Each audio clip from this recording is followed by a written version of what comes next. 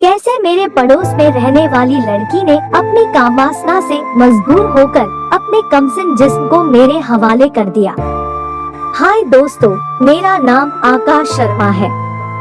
वैसे तो मैं लखनऊ का रहने वाला हूँ, लेकिन मेरी जॉब के कारण फिलहाल नागपुर में रहता हूँ। मेरी शादी को 3 साल हो चुके हैं।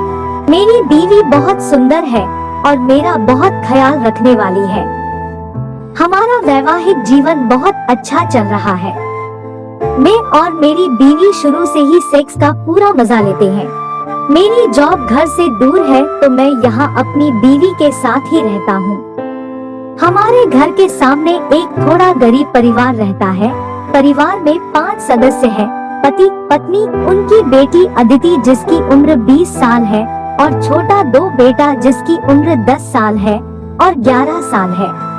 मैं जॉब के कारण दिन भर बाहर ही रहता हूँ, इसलिए मेरी बीवी बाजार के छोटे मोटे काम के लिए अदिति को ही बुला लेती है और अदिति भी खुशी खुशी उसकी सहायता के लिए आ जाती है। हम इस घर में 3 साल पहले ही आए थे।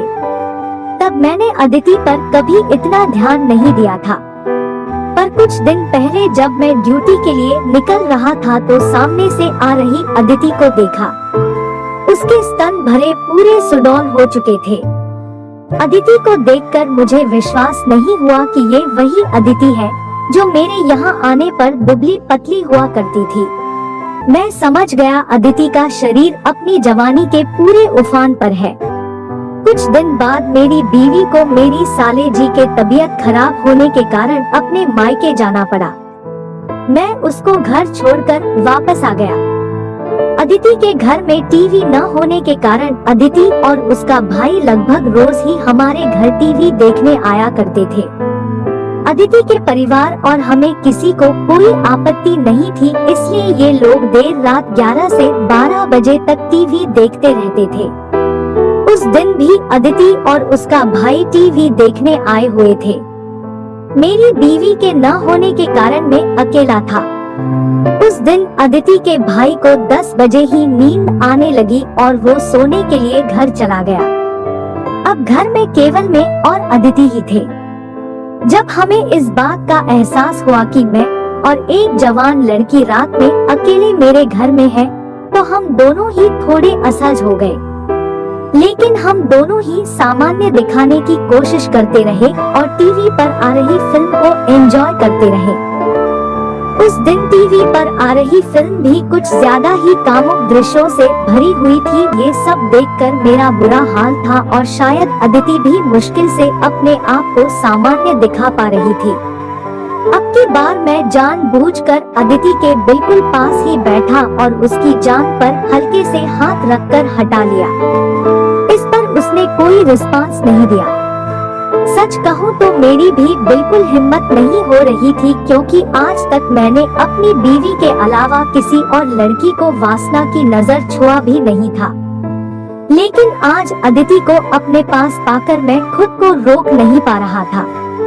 मैं किसी भी हालत में आज अदिति को अपना बनाना चाहता था। इसीलिए मैंने एक बार और हिम्मत करके अपना एक हाथ उसके कंधे पर रख दिया। इस बार मेरा प्रयास सफल हुआ। अदिति ने लंबी सांस लेकर अपना सिर मेरे कंधे पर टिका दिया। उसने एक बार आशा भरी नजरों से मेरी आंखों में देखा और अगले ही पल टीवी पर चल रहे सेक्सी सीन को देखने लगी। फिर कुछ देर बाद बोली, अंकल जी, क्या शादी के बाद सब ऐसा ही करते हैं?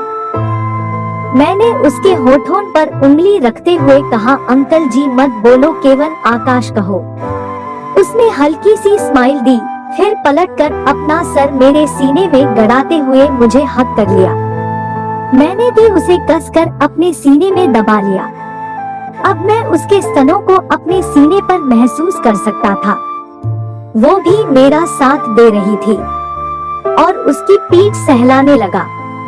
शायद अब तक पहली बार किसी मर्द ने उसके पीठ को छुआ था, इसलिए इस अद्भुत आनंद के कारण उसकी आंखें बंद हो गई और वो सिसकारियां लेने लगी।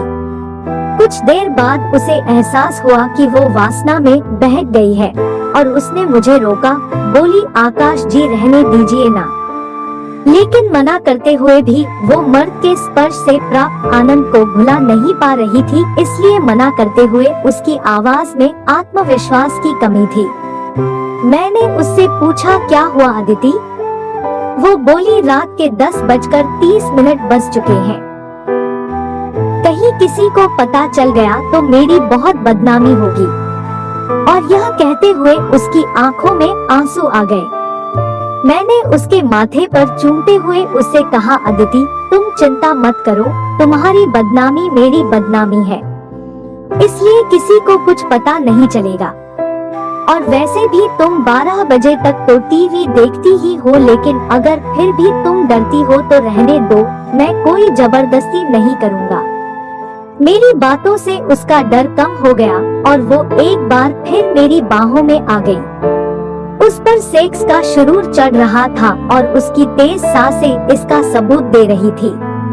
पहली बार किसी मर्द के द्वारा छूने के एहसास से वो सिहर उठी और उसकी सांसें पहले से भी ज्यादा तेज हो गई। अब मैंने देर न करते हुए उससे करने लगा तो अदिति मेरा हाथ पकड़कर धीरे से बोला, रहने दो ना प्लीज।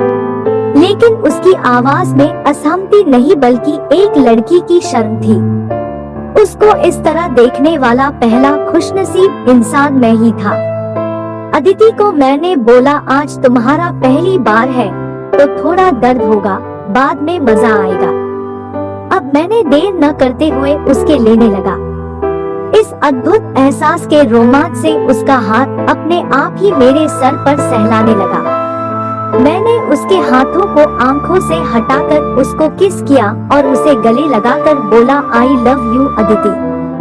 अदिति ने भी आई लव यू टू आकाश बोलकर मुझे किस किया। वो बस आंख बंद करके आहें भर रही थी। मैंने उसके चेहरे की तरफ देखा, उसके चेहरे पर डर और शर्म के भाव साफ दिखाई दे रहे थे।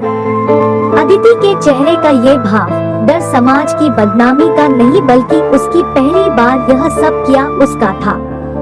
करीब 10 मिनट की हाहाकारी के बाद सोनम और मैं एक साथ झड़े। मैंने उसे किस किया और बगल में लेट गया। अदिति को बहुत दर्द हो रहा था, जिसके कारण जब वो उठकर चली तो वो लंगड़ा के चल पा रही थी। मैंने उसे एक दर्द निवारक गोली दी और कहा, अब तुम घर जाओ क्योंकि रात के 12 बज चुके हैं, कहीं किसी को शक न हो जाए। वो घर चली गई। अगले दिन मैंने उसे एक गर्भ निरोधक लाकर दी। इस घटना के बाद भी अदिति हमारे घर आती रही, लेकिन वो सब फिर कभी नहीं हुआ क्योंकि मुझे अदिति की बदनामी का डर था। अभी 2 महीने पहले अदिति की शादी हो गई। मैंने उसकी शादी में उसके पिताजी की बहुत सहायता की। अदिति जब भी मायके आती है तो हमारे घर मेरी बीवी से मिलने जरूर आती है और मुझे मुस्कुरा के नमस्ते करती है। वो अपने ससुराल में बहुत खुश है और मैं भी उसे खुश देखकर खुश हूँ।